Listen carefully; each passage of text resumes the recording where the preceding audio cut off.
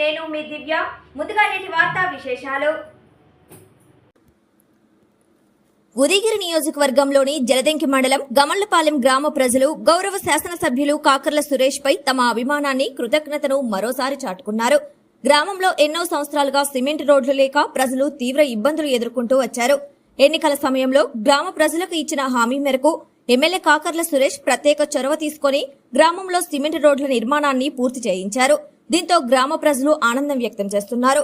జలదంకిలో ఘనంగా నిర్వహించిన hybrid digital Mahanadu కార్యక్రమానికి ముఖ్య అతిథిగా హాజరైన ఎమ్మెల్యే కాకర్ల సురేష్ ను గమలపాలెం గ్రామం మహిళలు ప్రత్యేకంగా కలిసి కృతజ్ఞతలు తెలిపారు.